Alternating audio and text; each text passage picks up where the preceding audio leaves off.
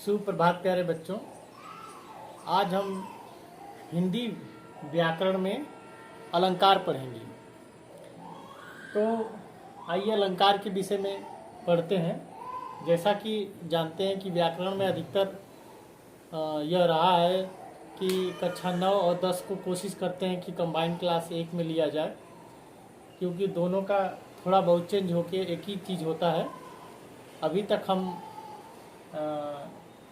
छंद एक साथ मिलके पढ़े और रस भी पढ़े। तो देखिए क्लास ये जो अलंकार की होगी दोनों क्लास के लिए होगा, 9 और 10 के लिए, दोनों के लिए। तो आइए देखते हैं अलंकार। अलंकार शब्द की सबसे पहले परिभाषा देखते हैं कि काव्य की शोभा बढ़ाने वाले शब्दों एवं अर्थों को अलंकार कहा जाता है। ये शोभा शब्द यही अलंकार है, जो जिससे काव्य को सजाया जाता हो, जिन शब्दों से और जिन अर्थों से काव्य को सजाया जाता है उसी को अलंकार कहते हैं। अलंकार का मतलब होता है सजाना, कविता को सजाना, यही अर्थ होता है अलंकार का। तो काव्य की शोभा बढ़ाने वाले शब्दों और अर्थों को अलंकार कहा जाता है। अब अलंकार काव्य के लिए बहुत ही आवश्यक है। बिना अलंकार के काव्य या कविता जो है हमारी वो सुंदर नहीं लग सकती। तो कविता को सुंदर बनाने के लिए हमको अलंकारों की आवश्यकता पड़ती है। अब देखिए, कविता को सुंदर बनाने के लिए अलंकारों की आवश्यकता पड़ती है। उस संबंध में अलंकार कितना आवश्यक है, केशवदास ने, रीतिकालीन कवि केशवदास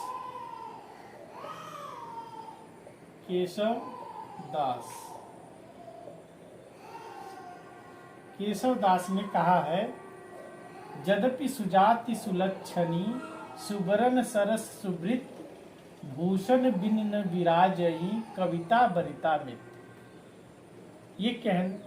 ये दोहा है केशवदास का, और इन्होंने इस दोहे को इस अलंकार के संबंध में लिखा है। वो कहते हैं कि यद्यपि सुजात सुलक्षण, स्त्री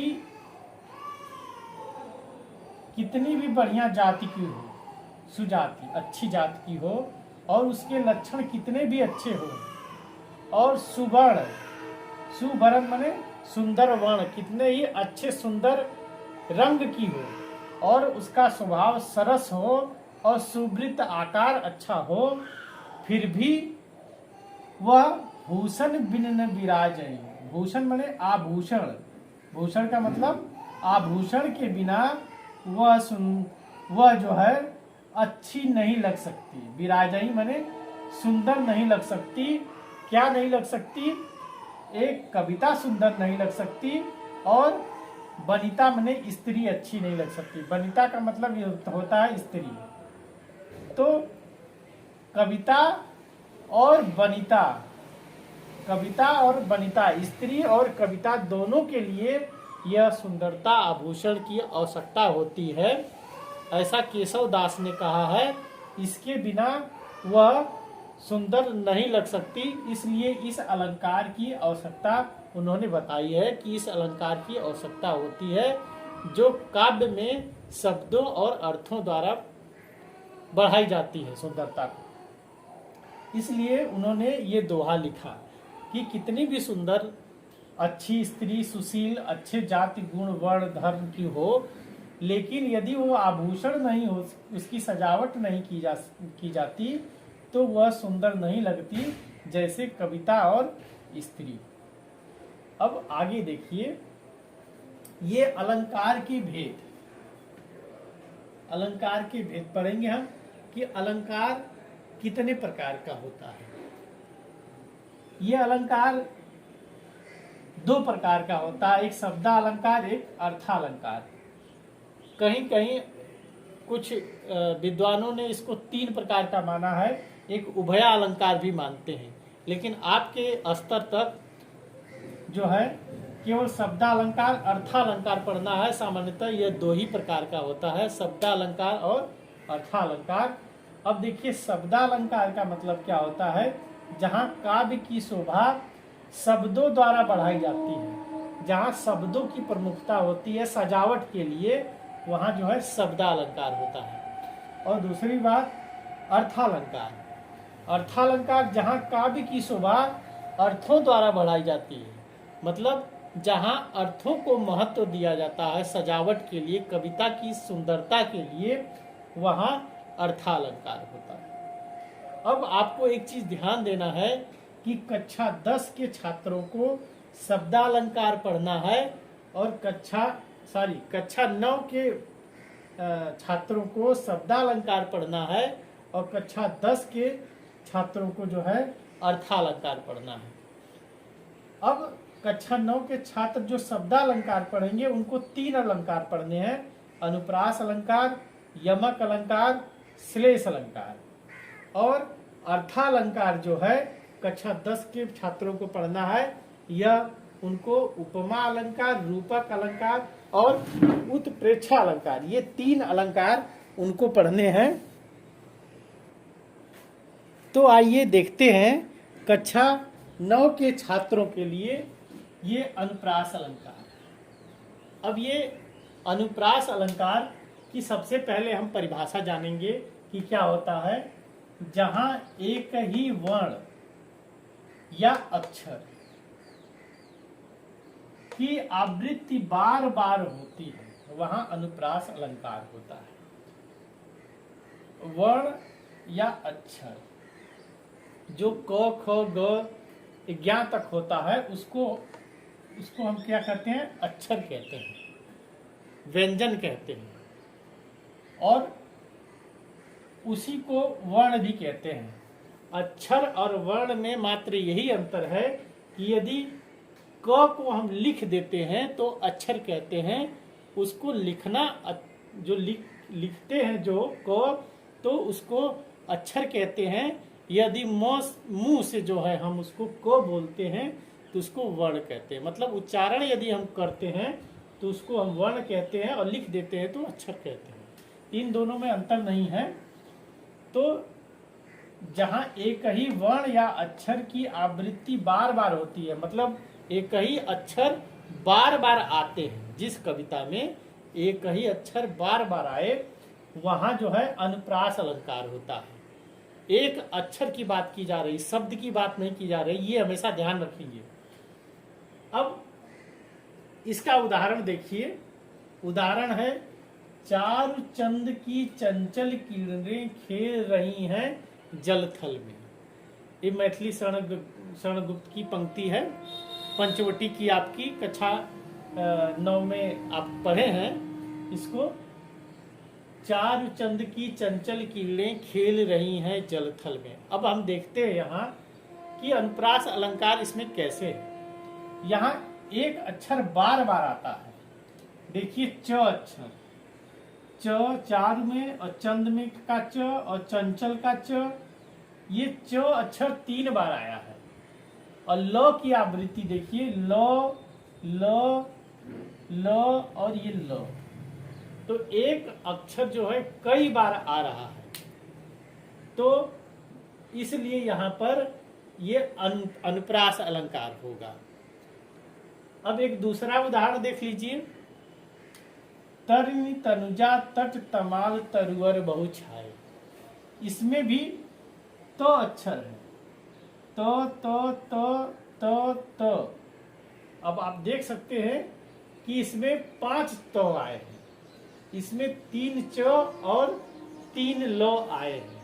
तो एक ही अक्षर की बार बार आवृत्ति हो रही है, बार बार एक ही अक्षर आ रहे हैं, इसलिए यहाँ पर अनुप्रास अलंकार है। इस अलंकार को पहचानना बहुत ही आसान है। केवल आपको अक्षर ढूंढना है कि कौन सा अक्षर बार बार आ रहा है। ये अक्षर इसलिए ढूंढना, और ये शब्दालंकार है।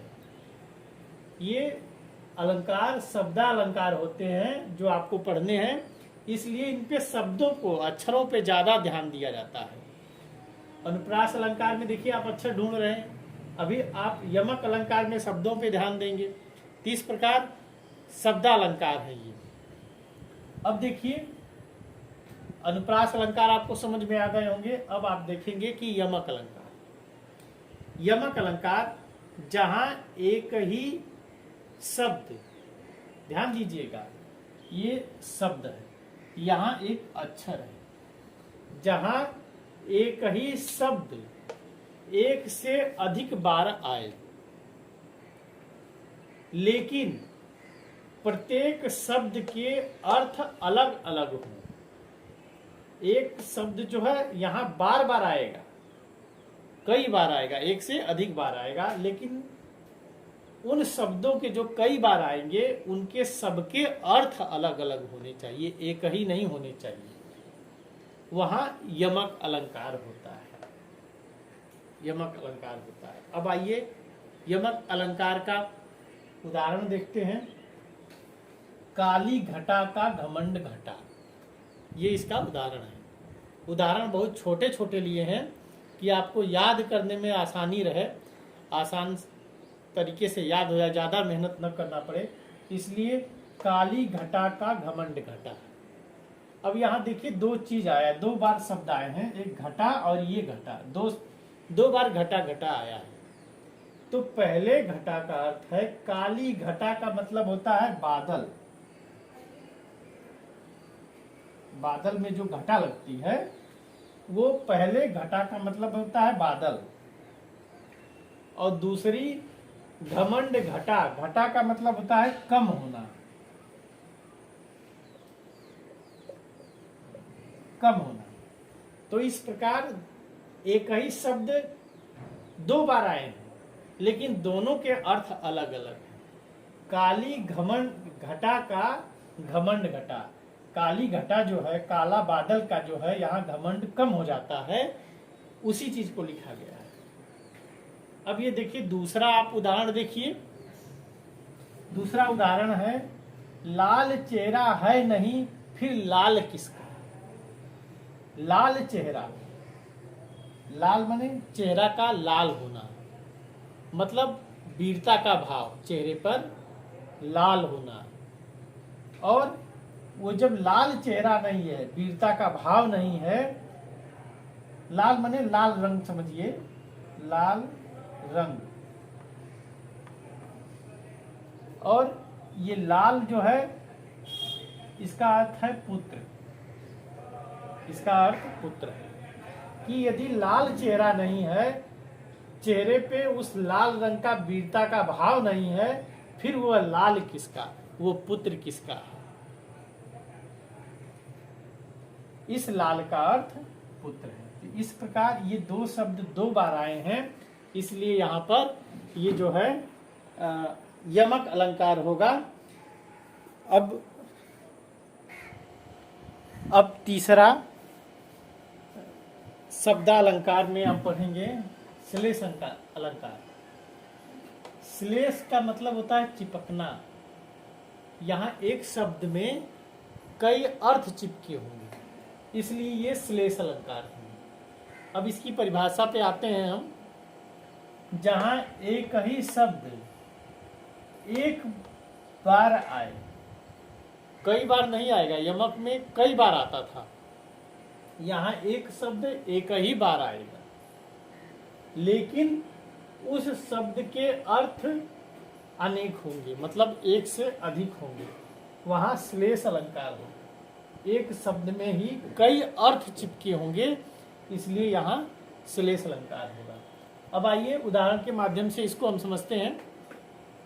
उदाहरण, सुबरन को खोजत फिरे कभी ब्रह्मचारी चोर। सुबरन को खोजत फिरे कभी ब्रह्मचारी चोर। इसके आगे की भी पंक्ति है कि चरण धरत चिंता करत चितवत चारों ओर, और सुबिरन को खोजत फिरे कभी ब्रह्मचारी चोर। लेकिन आप ये पंक्ति लिखेंगे ये, तो इससे भी आपका काम चल जाएगा।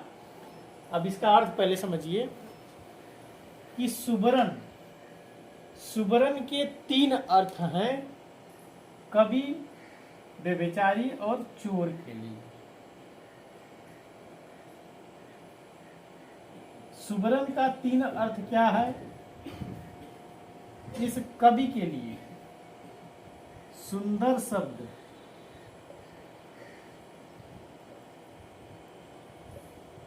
सुंदर शब्द, और इस व्यभिचारी के लिए सुंदर स्त्री।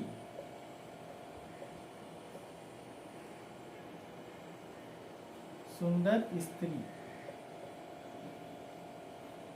व्यभिचारी क्या होता है? जिस व्यक्ति का चरित्र अच्छा न हो, दुष्चरित्र हो, उसको व्यभिचारी बोलते हैं। तो व्यभिचारी व्यक्ति जो होता है हमेशा सुंदर स्त्री को ढूंढता है। कवि जो है सुंदर शब्दों को, अक्षरों को ढूंढता है। सुंदर शब्दों, अर्थों, अक्षरों को इसलिए ढूंढता है कि वह काव्य की रचना कर सके। और चोर, चोर क्या के लिए सुवर्ण का मतलब है सुवर्ण। सु माने अच्छा, वर्ण माने रंग, मतलब सुंदर रंग। सुंदर रंग किसका होता है? सुंदर रंग जो है सोने का होता है, सुनहरा रंग। इसलिए ये क्या खोजता है? सोना। तो ये तीनों के लिए 3 अर्थ हो गए। पहले के लिए सुंदर, कवि के लिए जो है सुंदर शब्द हो गए, और व्यभिचारी के लिए सुंदर स्त्री हो गई, और चोर के लिए जो है सुंदर सोना हो गया। ये 3 अर्थ हैं। तीनों इसको खोजते रहते हैं, ढूंढते रहते हैं। इस प्रकार एक शब्द में कई अर्थ छुपे हुए हैं, चिपके हुए हैं इसमें, इसलिए यहाँ श्लेष अलंकार होगा। श्लेष अलंकार का मतलब ये होता है चिपकना। अब आगे देखिए, दूसरा उदाहरण हम लेते हैं। दूसरा उदाहरण, पानी गए ना उबरे मोती मानस चून। अब ये देखिए, इसके आगे की, इसके ऊपर की पंक्तियां हैं कि रहीमन पानी राखिए बिन पानी सब सून, और पानी गए न उबरे मोती मानस चून। जो ऊपर वाली पंक्तियों में पानी पानी आया है उसमें श्लेष अलंकार नहीं है, ये नीचे वाली पंक्ति में है श्लेष अलंकार। इसलिए हम नीचे वाली पंक्ति को ही केवल लिखे हैं कि आप जो है भ्रमित न हो, कंफ्यूजन न हो आपके अंदर। इसलिए इस नीचे वाली पंक्ति को ही लिखे हैं, आप इतना ही लिखेंगे तभी भी अच्छा है। पानी गए न उबरे मोती मानस चून। आइए इसको समझते हैं। इस पानी शब्द में श्लेष है। इस पानी शब्द का 3 अर्थ है। मोती के लिए, मनुष्य के लिए, मानुष माने मनुष्य के लिए, और चून के लिए चूना। चून का मतलब चूना। तो मोती के लिए क्या है? नंबर 1 चमक। उबरे मतलब चली जाती है, न जाने पाए। न उबरे मतलब पानी गए न उबरे, पानी न जाने पाए। किसका? मोती का। मोती का यदि पानी चला जाता है, पानी का मतलब मोती के लिए चमक। यदि मोती की चमक चली जाती है तो मोती का कोई मूल्य नहीं रह जाता है, ये इस बिना मोल का हो जाएगा, इसका मूल्य कुछ नहीं रहेगा, मोती की वैल्यू खत्म हो जाएगी। अब दूसरा मनुष्य के लिए है इज्जत। इज्जत, मनुष्य, मानुष माने मनुष्य, मनुष्य का मतलब यहाँ इज्जत है। इज्जत यदि मनुष्य की चली गई तो उसका सब कुछ चला जाता है, इसलिए इज्जत नहीं जानी चाहिए। इसलिए कहा जा रहा है कि पानी गए ना उबरे, इसलिए इस पानी को बचाना चाहिए, उबरना नहीं चाहिए, जाना नहीं चाहिए। ये पानी बेकार नहीं, उबरना का मतलब बेकार नहीं जाना चाहिए, बेकार नहीं होना चाहिए। और तीसरा जो है चून। चून माने चूना। चूना का पानी का मतलब पानी ही है। चूने में का यदि पानी खत्म हो जाता है तो चूना मर जाता है। उसी प्रकार यदि मोती की चमक चली गई तो मोती मर जाएगा, और मनुष्य की यदि इज्जत चली गई तो मनुष्य मर जाएगा, और चूने का यदि पानी खत्म हो गया तो पानी मर जाएगा। तो इस प्रकार यहाँ जो है पानी में श्लेष है और यहाँ सुबरन में श्लेष है। तो ये आपका जो है कक्षा 9 के छात्रों को अनुप्रास एक बार फिर बताते हैं कि अनुप्रास पढ़ना है, यमक अलंकार और श्लेष पढ़ना है। अब कक्षा 10 के छात्रों के लिए अब हम पढ़ेंगे उपमा अलंकार। कक्षा 10 में 3 अलंकार पढ़ना है, उपमा, रूपक और ये उत्प्रेक्षा। ये तीनों अलंकार अर्थालंकार के अंतर्गत आते हैं। ये तीनों अलंकार अर्थालंकार हैं, उपमा, रूपक और ये उत्प्रेक्षा। तो आइए सबसे पहले पढ़ते हैं ये उपमा अलंकार। उपमा अलंकार, उपमा अलंकार की परिभाषा है जहां दो अलग अलग व्यक्तियों अथवा वस्तुओं में गुणों के आधार पर समानता का वर्णन हो, वहां उपमा अलंकार होता है। दो अलग अलग वस्तुएं हों या व्यक्ति हो, उनके गुणों के आधार पर समानता का वर्णन होता है, वहां उपमा अलंकार होता है। जैसे उदाहरण देखिए, राधा का मुख चंद्रमा के समान सुंदर है। अब यहाँ दो वस्तुएं कौन कौन सी हैं? एक राधा का मुख है और दूसरा ये चंद्रमा है। दोनों की समानता का यहाँ वर्णन किया जा रहा है, इसलिए यहाँ उपमा अलंकार होगा। दूसरा उदाहरण, पहला एक उदाहरण ये है और दूसरा उदाहरण ये है। दूसरा उदाहरण, पीपर पात सरिस मन डोला, कि पीपल के पत्ते के समान मन डोल रहा है।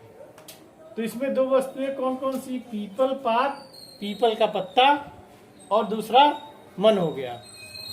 तो इस प्रकार ये दो जो उदाहरण आपको दिए हैं उपमा के, अब उपमा के हम अंग पढ़ेंगे।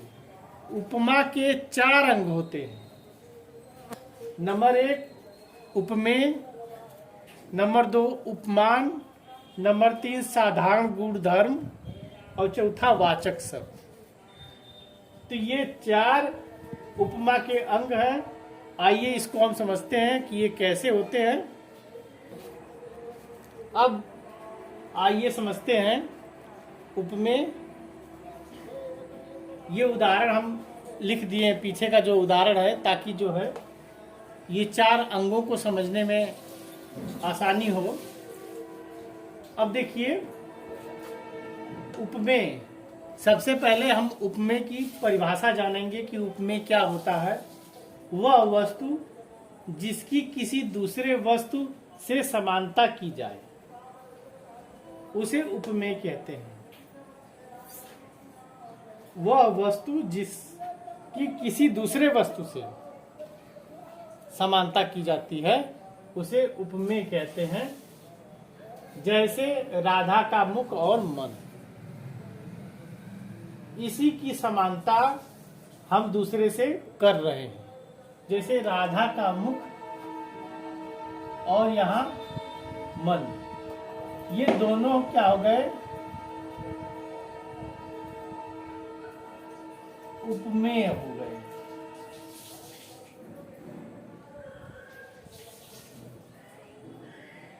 ये दोनों उपमेय हैं।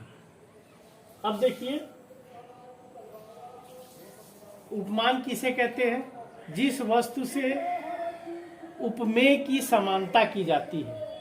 मतलब उपमेय ये हुआ और राधा का मन उपमेय हुआ, इससे जिस वस्तु की समानता की जाएगी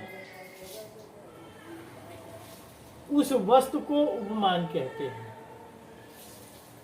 जैसे चंद्रमा और पीपल पात, ये चंद्रमा से समानता की जा रही है और पीपल का ये पत्ता, तो ये जो है उपमान हो गया।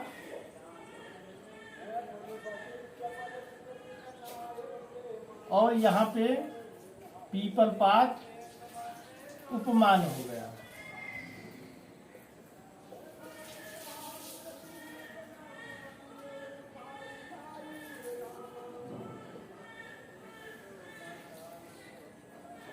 अब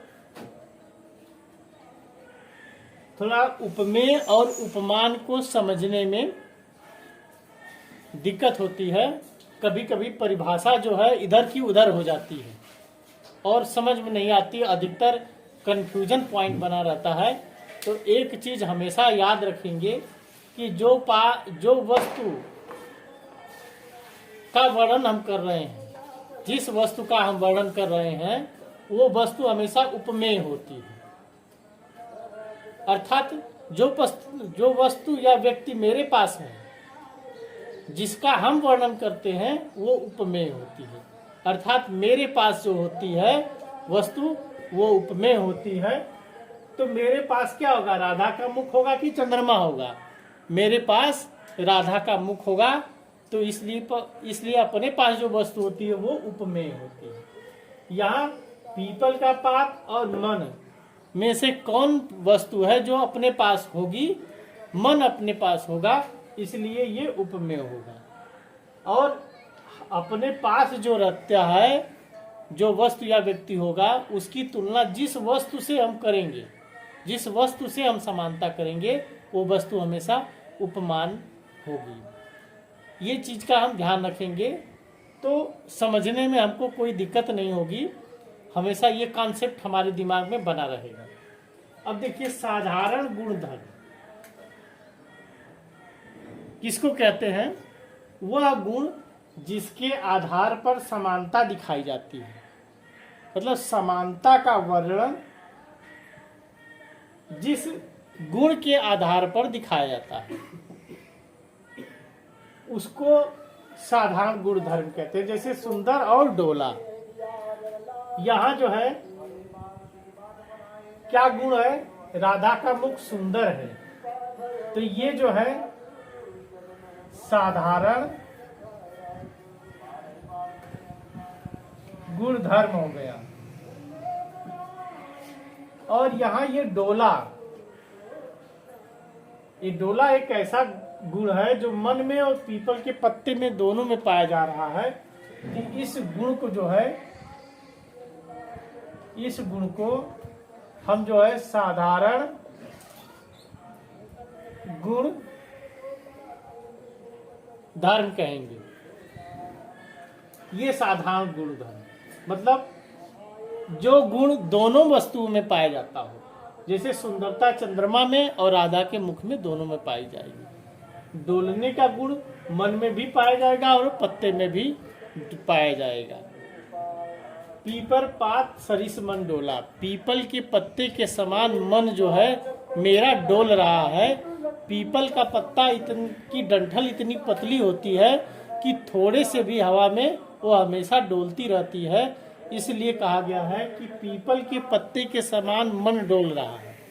ये डोलने का गुण जो है पीपल के पत्ते में और मन में दोनों में पाया जा रहा है, इसलिए इसको समान गुण धर्म कहते हैं। और यहाँ सुंदरता जो है चंद्रमा में और राधा के मुख में दोनों में पाई जाती है, इसलिए समान गुण धर्म कहा जाता है। अब पढ़ेंगे लास्ट में, लास्ट अंग है वाचक शब्द। वह शब्द जिसमें समान,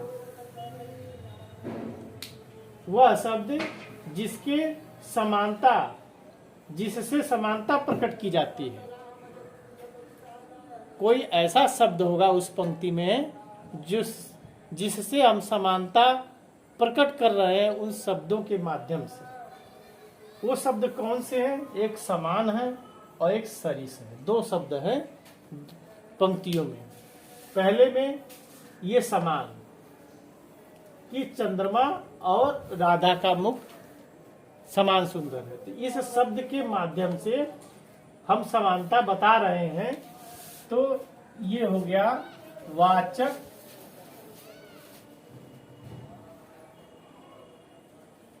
वाचक शब्द, इसको कहेंगे वाचक शब्द। और यहाँ सरिस है, यहाँ सरिस जो है वाचक शब्द हो जाएगा। वाचक शब्द आपका सरिस हो जाएगा।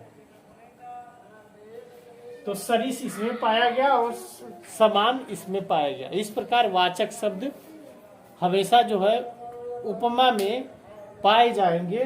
कुछ वाचक शब्दों को आप याद कर लीजिए जो उपमा अलंकार को पहचानने में आपकी सहायता करेंगे। जैसे हम यहाँ पे लिख दिए हैं उपमा अलंकार के वाचक शब्द। वाचक शब्द एक से कहीं आ सकता है पंक्ति में, सा आ सकता है, समान आ सकता है, सरिस आ सकता है, सो आ सकता है, सम आ सकता है, समानता आ सकता है। तो इस प्रकार की यदि वाचक शब्द आपको पंक्तियों में मिले तो आप समझ सकते हैं कि ये उपमा अलंकार होगा। रूपक अलंकार, आइए इसकी परिभाषा देखते हैं। जब उपमेय में उपमान का अभेद रूप से आरोपण किया जाता है तो वहां रूपक अलंकार होता है। यहां समझने की बात है कि अभेद रूप से कोई भेद न हो। जब दो वस्तुओं में कोई भेद न किया जाए और एक वस्तु को के ऊपर दूसरी वस्तु का आरोपण कर दिया जाए, लाके रोप दिया जाए, वहां रूपक अलंकार होता है। रूपक का मतलब ही होता है कि रूप बदलना। एक वस्तु दूसरे वस्तु का रूप बदल ले और फिर उसको पहचाना न जा सके, वहां रूपक अलंकार एक तरह से होता है। जैसे देखिए उदाहरण के माध्यम से हम समझेंगे कि राधा का मुख चंद्रमा है। अब यहाँ ये राधा का जो मुख है वह चंद्रमा हो गया है। यह नहीं कि राधा का मुख चंद्रमा के समान है। समानता की बात जहां करते हैं तहां दो वस्तुएं होती हैं, दोनों अलग अलग होती हैं, उनमें गुण के कारण समानता होती है। और यहाँ जो है चंद्रमा का, राधा का मुख वो चंद्रमा का रूप ले लिया है। अब राधा के मुख को हम राधा का मुख नहीं कहेंगे, वो चंद्रमा कहेंगे। न कहेंगे, ये नहीं कह सकते कि चंद्रमा के समान है। समानता की कोई बात नहीं, रूप ग्रहण कर लिया, मतलब राधा का मुख अब वो चंद्रमा हो गया, मुख नहीं रहा। रूपक अलंकार का मतलब यही है। जैसे बहुरूपिया रूप बदल लेता है, जादूगर किसी का दूसरे का रूप बदलेगा तो हम उसको नहीं पहचान पाएंगे कि वह जादूगर है। या कोई जादू से जब की कहानियां सुनते हैं, हम पिक्चर देखते हैं, नाटक देखते हैं टीवी में, तो उसमें हम देखते हैं कि कोई परी जो है या अपनी इच्छा से जो है वो किसी व्यक्ति का रूप धारण कर ली, तो अब उस दोनों व्यक्तियों में भेद नहीं कर पाते। वो परी अपने रूप में नहीं, अब दूसरे रूप में जानी जाती है।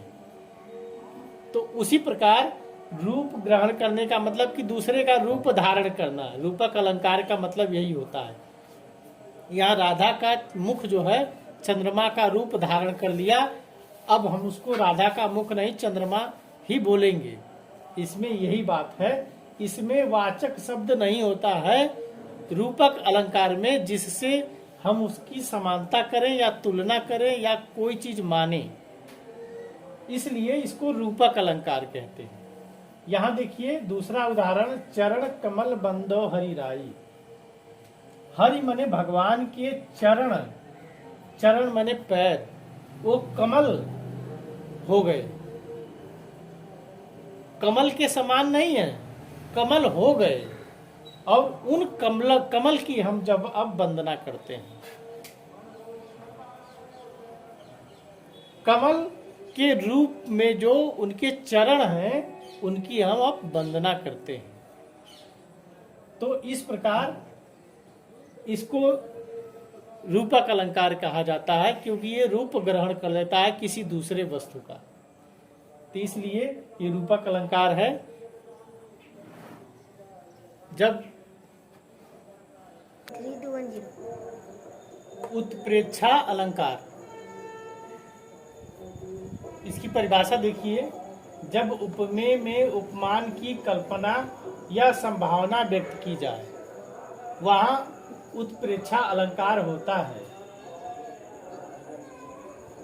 उत्प्रेक्षा अलंकार होता है उपमेय में उपमान की कल्पना या संभावना व्यक्त की जाए। इसको उदाहरण के माध्यम से समझेंगे। राधा का मुख मानो चंद्रमा है। राधा का मुख मानो चंद्रमा है, यहाँ मानने वाली बात है। उपमा में याद करेंगे हम कि समानता की बात की जाती है, रूपक में रूप ले लेता है, यहाँ मानने की बात करेंगे। जैसे गणित का जब सवाल हल हम करते हैं तो उसमें ये कल्पना करते हैं कि 1 रुपया में माने कि 1 रुपया में 4 पेंसिल मिलती है। अब 1 रुपये में एक ही पेंसिल मिलती हो वो बात नहीं, लेकिन हम मानेंगे कि 1 रुपये में 4 पेंसिल मिलती है। तो उसी प्रकार यहाँ मानने वाली बात है कि आप मान लीजिए कि राधा का मुख जो है चंद्रमा है। उसी प्रकार यहाँ देखिए, उस दूसरे उदाहरण में काव्य के रूप में है, उस काल मानो क्रोध से तन कांपने उसका लगा। उस काल मारे क्रोध से तन कांपने उसका लगा, मानो हवा के वेग से सोता हुआ सागर जगा। यहाँ जो है मानो, यहाँ दिख रहा है मानने वाली चीज है। ये पूरी पंक्तियों में जो है मानने वाला कोई एक शब्द आपको मिलेगा। इस प्रकार इसमें एक वाचक शब्द मानो होता है। यहाँ कुछ वाचक शब्द हम आपको लिख रहे हैं। ये वाचक शब्द हैं जो इस उत्प्रेक्षा अलंकार में आते हैं और इनके आधार पर आप उनकी पहचान कर सकते हैं यदि वो पंक्तियों में कहीं वे वाचक शब्द आते हैं। जैसे मनो, मानो, मनो, मनु, जानो, जनो, जनु, मनो और जनो। तो ये वाचक शब्द हैं जिनके आधार पर हम ये उत्प्रेक्षा अलंकार की पहचान कर सकते हैं। अब आइए ये तीनों अलंकार को एक जगह रखकर हम इसको समझते हैं। आपको यहाँ जो थोड़ा बहुत कमी होगी तीनों अलंकारों में स्पष्ट हो जाएगी कि एक उपमा अलंकार। उपमा अलंकार में समानता की बात की जाती है। ये समानता की बात की जाती है कि राधा का मुख चंद्रमा के समान है। समानता का मतलब होता है कि दो वस्तुएं अलग अलग होती हैं लेकिन गुणों में समान है। राधा का मुख चंद्रमा के समान सुंदर है। यहाँ एक चीज लिखना भूल गए, सुंदर है। राधा का मुख चंद्रमा के समान सुंदर है। तो दो वस्तुएं अलग हों लेकिन एक गुण के आधार पर समान हो, वहां उपमा अलंकार होता है। उपमा में समानता की बात की जाती है। उत्प्रेक्षा में मानो, दो वस्तुएं अलग अलग होंगी लेकिन आप मान लीजिए कि राधा का मुख चंद्रमा है। चंद्रमा राधा का मुख है नहीं, लेकिन आपको मानना है कि राधा का मुख चंद्रमा है, मान लीजिए। और रूपक में राधा का मुख चंद्रमा है, यहाँ मानने वानने वाली कोई बात नहीं है, न समानता की बात है। राधा का मुख अब चंद्रमा ही है, उसमें कोई अभेद नहीं है, कोई भेद नहीं है किसी प्रकार का। इसलिए परिभाषा में अभेद शब्द का प्रयोग किया गया है और आरोपण शब्द का प्रयोग किया गया है।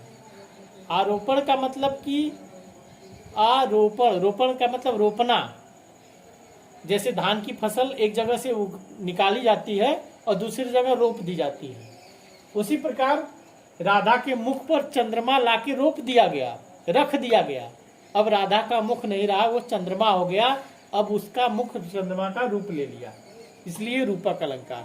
तो इसमें कोई मानने वाली और समानता वाली बात नहीं होगी, इसमें केवल वो रूप ले लेगा।